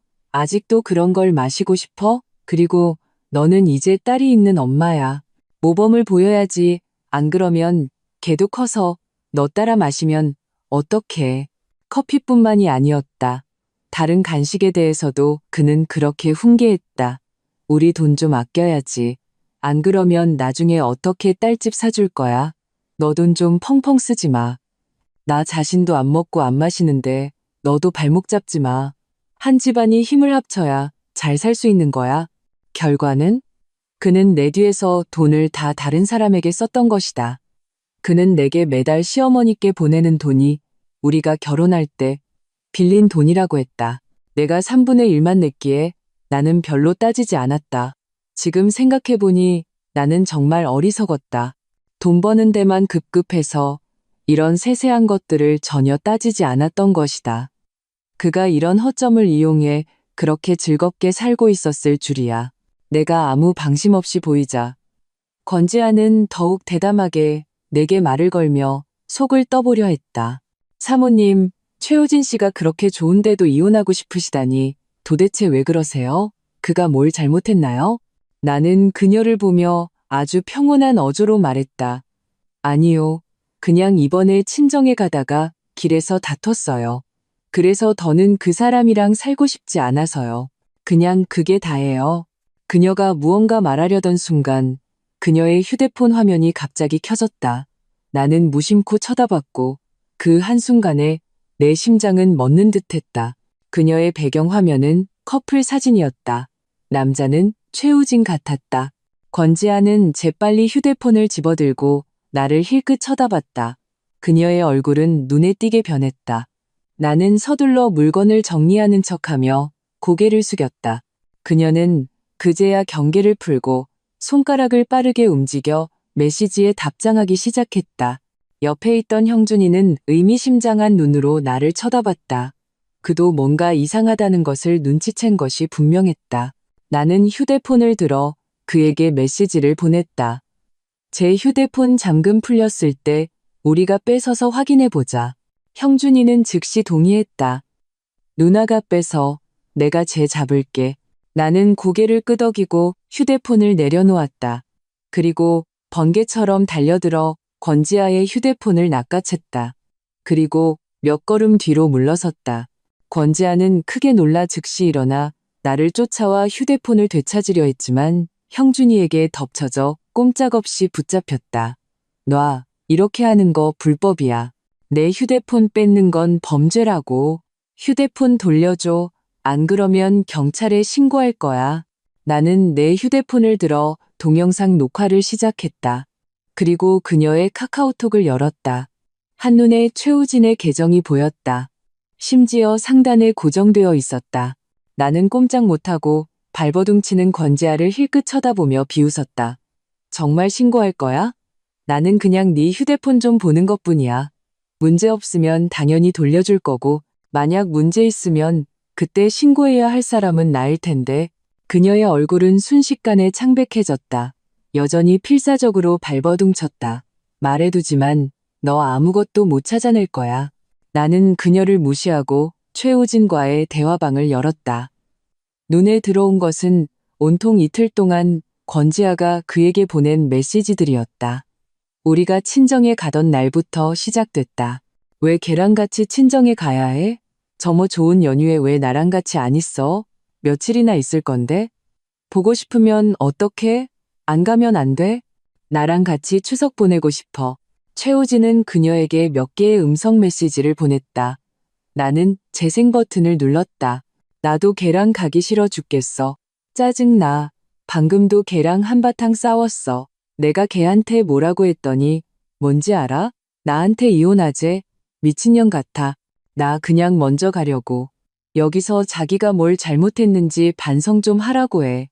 권지아는 크게 웃는 이모티콘을 보냈다. 자기 진짜 대단하다. 어떻게 그런 짓을 할 생각을 했어? 최고야. 그럼 빨리 가. 다음 나들목에서 유턴해서 나한테 와. 알았지? 네가 제일 좋아하는 그 잠옷 입고 기다릴게. 어때? 빨리 와. 기다릴게. 최우진은 두 글자로 답장했다. 바로. 머릿속이 순간 하얘지고 온몸이 멈추지 않고 떨렸다. 이게 바로 그가 휴게소에서 우리 모녀를 버리고 간 이유였구나. 그래서 그는 혼자 차를 몰고 간 뒤 다시 유턴해서 이곳으로 돌아와 권지아와 잠자리를 가졌던 것이다. 형준이도 들었다.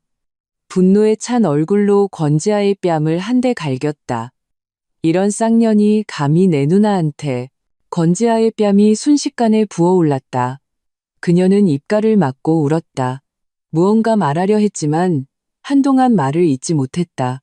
나는 다시 대화 기록을 보았다. 그 뒤는 최우진이 경찰에 불려가고 연락이 두절된 내용이었다. 권지아는 계속 그를 찾지 못했고 그래서 대담하게 집으로 찾아와 확인하려다 우리와 마주친 것이었다. 나는 더 앞으로 스크롤했다. 수많은 이체와 선물하기 내역이 있었다. 520, 1314, 5200, 1888 같은 의미 있는 숫자의 이체가 화면 가득했고 심지어 발렌타인데이에 보낸 꽃다발, 평소에 배달 음식 링크 등 없는 게 없었다. 눈앞이 캄캄해지며 쓰러질 뻔했다. 최우진 이 개자식. 내 뒤에서 권지아에게 이렇게 많은 돈을 썼다니. 그의 로맨틱함과 관대함은 모두 그녀에게 주어졌고 인색함과 까다로움은 모두 내게 쏟아졌다. 나는 재빨리 정신을 차리고 그녀의 카카오페이 내역을 확인했다. 최우진이 매달 그녀에게 큰 금액을 이체했고 나머지는 선물하기였다. 놀랍게도 2년 넘게 계속되었다. 그래서 그는 이미 오래전에 바람을 피우고 있었던 것이다. 나만 몰랐을 뿐 나는 전부 동영상으로 녹화하고 저장했다. 이것만으로는 부족했다. 나는 그녀의 갤러리를 열었다. 순간 화면 가득한 커플 사진, 음란한 사진, 그리고 두 사람이 잠자리를 갖는 영상에 충격을 받았다. 그들은 관광지와 영화관에서 커플 사진을 찍었을 뿐만 아니라 호텔에서 그런 영상들까지 녹화했다. 나는 역겨워서 책상을 붙잡고 토했다. 형준이는 의아한 눈으로 나를 쳐다봤다. 나는 입가를 닫고 갤러리를 그에게 보여주었다. 그는 눈을 희번덕거리며 입을 막고 헛구역질을 했다. 정신을 차린 후 그는 다시 권지아의 뺨을 한 대 갈겼다. 너희들 감히 내 누나 뒤에서 이렇게 역겨운 짓을 해? 권지아는 맞아서 울기만 했다. 또 때리면 경찰에 신고할 거야. 나와 최우진은 서로 사랑하는 사이라고. 너희가 말하는 것처럼 더러운 게 아니야. 감정에서 사랑받지 못하는 사람이 제3자야. 그가 널 어떻게 묘사하는지 알아? 늙고 추하고 품이 없고 하루 종일 꾀죄죄하게 컴퓨터 앞에 처박혀서 귀신 같다고.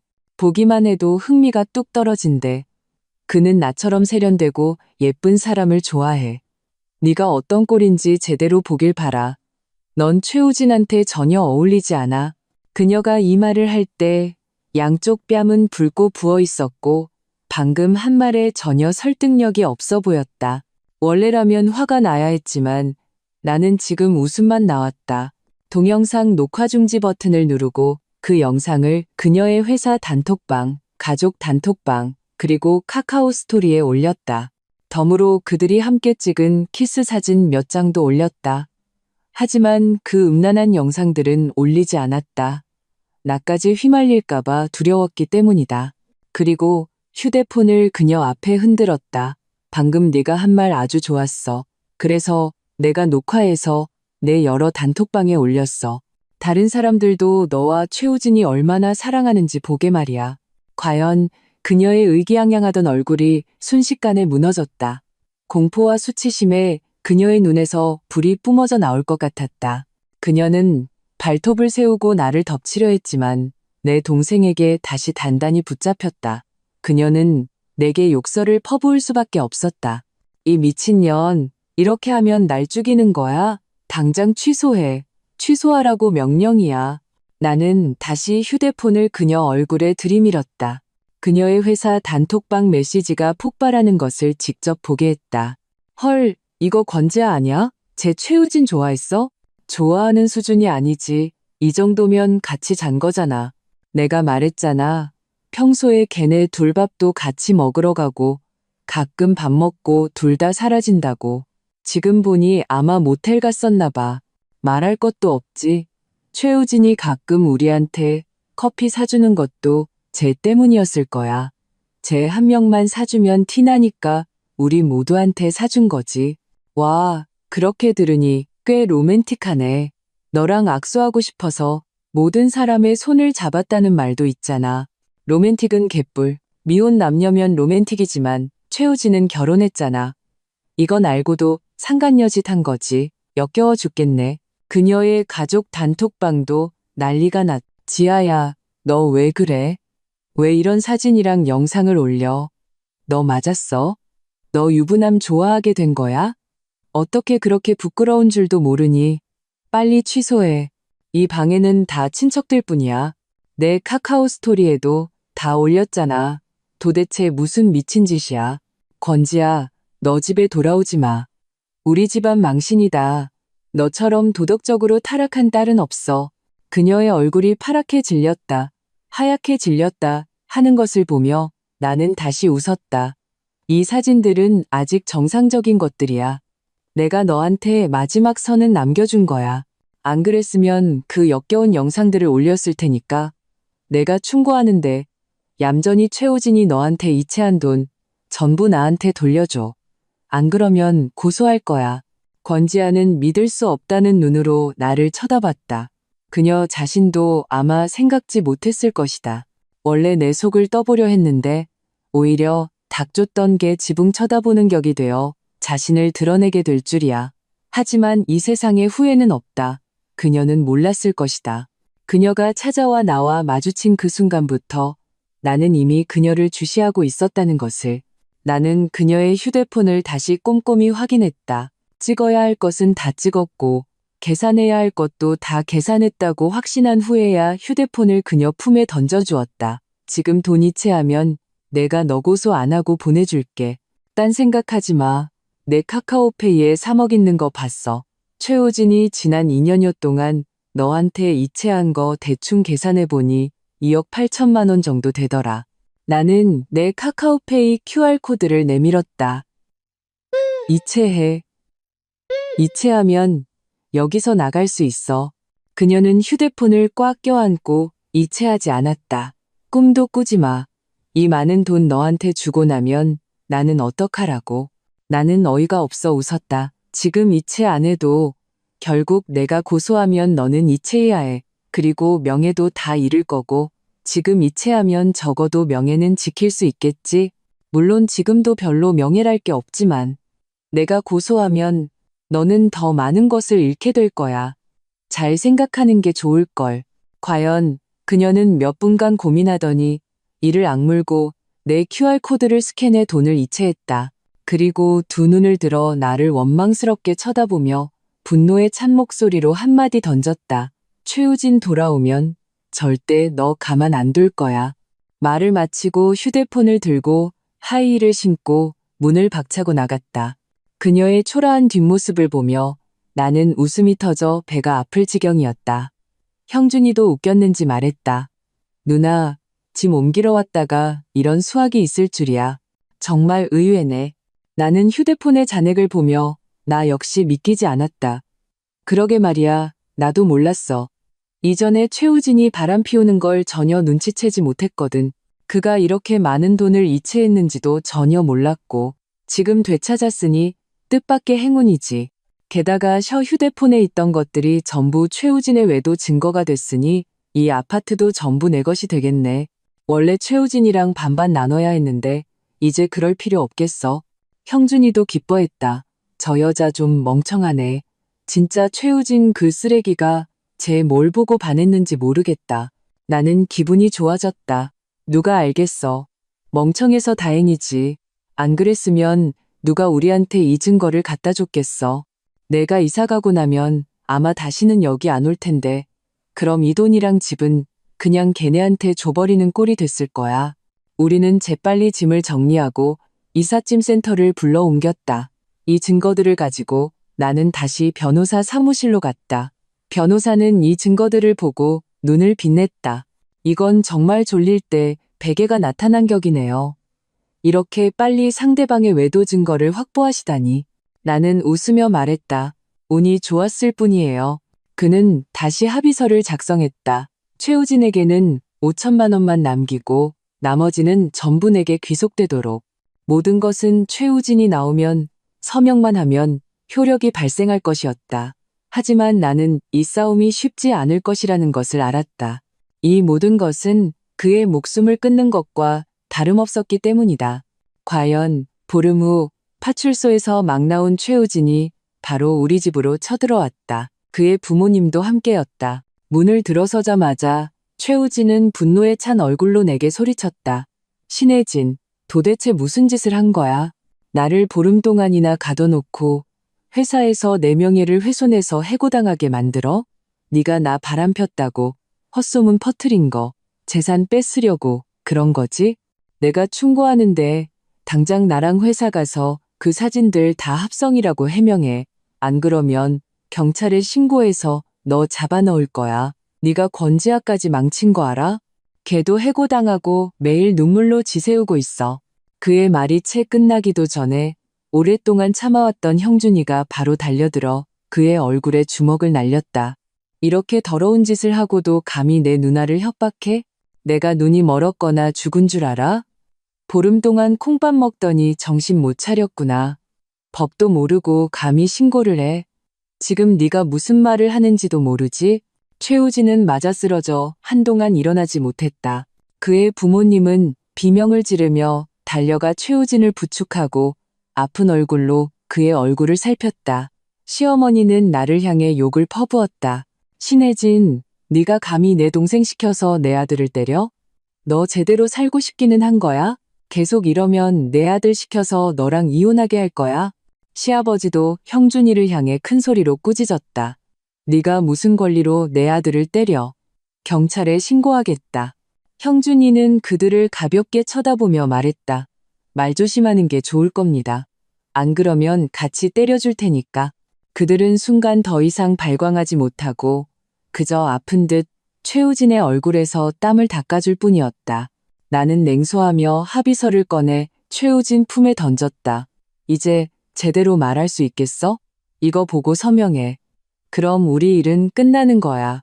최우진은 어리둥절한 얼굴로 합의서를 집어들었다. 순간 이혼 합의서라는 글자에 굳어버렸다. 그는 확 고개를 들어 나를 쳐다봤다. 믿을 수 없다는 눈빛이었다. 신혜진, 나랑 이혼하겠다고? 내가 너 때문에 들어가서 막 자유를 찾았는데 넌 기다렸다는 듯이 나랑 이혼하겠다고? 넌 나한테 미안하지도 않아? 나는 가볍게 비웃었다. 그럼 넌 왜 들어갔는데? 네가 나와 딸을 휴게소에 버리고 혼자 가서 내가 넘어져 다쳤기 때문이지? 그럼 넌 왜 우리를 버리고 갔는데? 추석에 우리 집에 가는 게 네가 분노를 터뜨릴 핑계였을 뿐이니까. 왜냐하면 넌 이미 바람을 피우고 있었고 내 모든 것을 용납할 수 없었고 나와 딸을 보기 싫었으니까. 그래서 근본적인 원인은 뭐야? 네가 이 역겨운 쓰레기 같은 놈이 바람을 피웠기 때문이지. 날 모함하지 마. 그 사진들은 다 합성한 거야. 내가 나까지 휘말릴까봐 너희가 찍은 그 더러운 영상들은 안 올린 거야. 지금 보여줄까? 나는 최우진의 저지와 고함에도 아랑곳하지 않고 바로 그 영상들을 재생했다. 최우진의 얼굴은 순간 새하얗게 질렸다. 시아버지와 시어머니는 더욱 충격받아 턱이 빠질 지경이었다. 정신을 차린 후 두 사람의 얼굴은 돼지간처럼 시뻘개졌다. 창피해 죽겠네. 아들아, 어떻게 이런 짓을 할 수가 있어. 오늘 우리가 너랑 같이 따지러 와서 망정이지. 다른 친척들이라도 데려왔으면 얼굴 다 팔릴 뻔했다. 최우진은 그들에게 된통 혼나고 고개를 들지 못했다. 나는 휴대폰을 흔들며 차갑게 말했다. 합의서에 서명해. 안 그러면 내가 내 가족 단톡방에 이 영상들 전부 올릴 거야. 그때는 정말 평생 고개도 못 들고 다닐걸. 그는 합의서를 한번 쳐다보고는 얼굴이 더욱 하얘졌다. 나한테 5천만 원만 남겨주고 차랑 집, 예금, 딸까지 다 너한테 준다고? 이게 빈털터리로 쫓겨나는 거랑 뭐가 달라? 나와 형준이는 서로를 쳐다보며 웃었다. 적다고 생각하면 그럼 내가 고소하지 뭐. 그때 가서 온 세상에 다 알려지면 넌 아마 기쁘겠지? 그리고 그때는 이 5천만 원도 없을지 몰라. 네가 나한테 배상해야 하는 거 잊었어? 최우진은 바로 입을 다물었다. 신혜진, 네가 이렇게까지 무정할 줄은 몰랐다. 나는 비웃었다. 너에 비하면 아직 멀었지. 헛소리 그만하고 빨리 서명해. 안 그러면 변호사 찾아가서 고소할 거야. 시어머니는 겁에 질려 아들에게 빨리 서명하라고 재촉했다. 빨리 서명해. 이혼해버려. 다른 사람들이 네가 이것 때문에 이혼하는 거 알게 하지 마. 걱정 마. 이혼하고 나면 내가 다른 사람 찾아줄게. 아니면 그 모시기 지아인가 하는 애. 걔 지금 싱글이잖아. 걔랑 결혼해도 되고. 시아버지는 간결하게 말했다. 네, 엄마 말이 맞다. 우리 체면 중시하는 거 알지? 만약 내 이런 일이 알려지면 우리는 강물에 뛰어들어야 해. 최우진은 그들의 재촉과 나의 위협에 머리가 멍해졌다. 아마 권지아라는 퇴로가 있다고 생각했는지 결국 마지못해 이름을 서명했다. 나는 합의서를 낚아채고 바로 사람들을 쫓아냈다. 내 짐은 이틀 안에 빨리 옮겨. 안 그러면 내가 사람 시켜서 다 버릴 거야. 지금 당장 꺼져. 최우진은 이를 악물고 화가 머리끝까지 났지만 무언가 생각난 듯 갑자기 기가 꺾였다. 말투까지 변했다. 예은이는 가기 전에 한번 보고 가면 안 될까? 그가 무슨 과격한 행동을 할까봐 나는 즉시 거절했다. 부모님이 데리고 나가서 놀고 있어. 걱정 마. 내가 걔 만나는 거 막지는 않을게. 내 개인적인 일들 다 처리하고 나서 얘기하자. 그는 실망한 듯 고개를 숙였다. 얼굴의 분노는 이미 실망과 괴로움으로 변해 있었다. 미안하다는 한마디를 남기고 그는 우리 집 문을 박차고 나갔다. 그의 부모님은 나를 쳐다보며 복잡한 감정으로 한숨을 쉬고는 아무 말 없이 따라 나갔다. 그들의 뒷모습을 보며 손에 든 합의서를 보며 나는 마침내 안도의 한숨을 내쉬었다. 돌아서서 바로 집을 부동산에 내놓았다. 가격을 좀 낮춰서라도 최대한 빨리 팔아달라고 했다. 나는 집을 팔고 부모님 근처에 아파트를 사서 서로 돌보며 살고 싶었다. 과연 조금만 양보하니 보름 후에 집을 사겠다는 사람이 나타났다. 중개인이 계약서에 서명하러 오라고 해서 나와 형준이는 즉시 고양시로 달려갔다. 문 앞에서 구매자와 계약서를 작성할 때 마침 장보러 돌아오시던 이웃 아주머니와 마주쳤다. 구매자가 막 떠나자 그녀는 참지 못하고 내게 물었다. 혜진 씨, 집 팔렸어? 나는 살짝 웃으며 말했다. 네, 이 도시에서는 더 안 살려고요. 고향으로 돌아가려고요. 그녀는 알겠다는 듯한 표정이었다. 그것도 그렇겠네. 너희 이혼했다고 들었어. 잘했어. 이혼해서. 안 그랬으면 그 최 씨 때문에 너까지 큰일 날 뻔했어. 나는 멍해졌다. 그게 무슨 말씀이세요? 아주머니? 그녀는 갑자기 주위를 둘러보더니 비밀스럽게 내게 다가와 작은 목소리로 말했다. 걔 사고 났다고 들었어. 그 권 씨라는 여자랑 같이 있다가 실종됐대. 상대방이 조폭이었나 봐. 경찰이 CCTV에서 봤는데 10여 명이 걔를 바닷가로 끌고 가는 게 찍혔대. 지금까지도 못 찾았다고 하더라. 네가 걔랑 같이 있었으면 그놈들이 너까지 같이 납치했을지도 몰라. 나는 크게 놀랐다. 어떡해요? 아주머니는 그저 웃으며 말했다. 듣자 하니 그 권 씨라는 애가 소문이 다 나서 아무도 안 만나주니까 마음이 심란해서 맨날 유흥업소에서 놀다가 그쪽 사람들이랑 어울리게 됐대. 나중에 최 씨가 돌아오고 나서 어찌된 영문인지 둘이 다시 만났나 봐. 그게 그놈들한테 알려져서 일이 터진 거지. 경찰이 아직도 찾고 있다고 하더라. 아주머니는 말을 마치고 내가 여전히 멍하니 있는 것을 보고 고개를 저으며 집으로 들어갔다. 형준이가 내 곁으로 와서 불렀다. 누나, 왜 그래? 설마 그 쓰레기 때문에 아직도 걱정하는 거야? 나는 그를 보며 입꼬리를 올리며 비웃었다. 설마, 그냥 좀 의외라서. 하지만 걔가 정말 없어졌다면 차라리 잘된 일이지. 안 그랬으면 걔가 나랑 예은이 뺏으려고 하거나 무슨 짓을 할까봐 걱정했을 거야. 형준이는 고개를 끄덕였다. 그것도 그렇네. 우리 빨리 돌아가자. 가서 집 보러 가야지. 나는 웃으며 고개를 끄덕였다. 휴대폰에 9억 원이 넘는 잔액을 보며 마음속에서 기쁨이 솟아올랐다. 생각지도 못했는데 이 집값이 꽤 많이 올랐다. 그리고 나는 그 덕분에 몇천 원을 갖게 되었다. 고향에 집을 사도 절반은 남을 것이다. 집에 돌아와 나는 온 가족을 데리고 동네에서 가장 좋은 식당으로 가서 거하게 한턱 냈다. 그들의 얼굴에 가득한 미소와 예은이의 귀여운 얼굴을 보며 마음속에 행복감이 가득 찼다. 또 보름이 지나고 이혼 서류를 접수하는 날이 되었다. 하지만 최우진은 오지 않았다.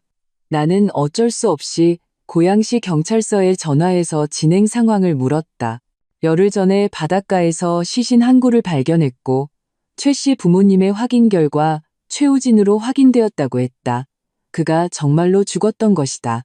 나는 감사 인사를 하고 구청 직원에게 상황을 설명했다. 직원은 상대방이 사망했으므로 우리의 혼인 관계는 자동으로 해소되었다고 알려주었다. 구청을 나서며 푸른 하늘을 보며 나는 갑자기 웃음이 나왔다. 이제부터 그들은 내 세상에서 완전히 사라졌다. 미래에는 아름다운 산만이 나를 기다리고 있을 것이다.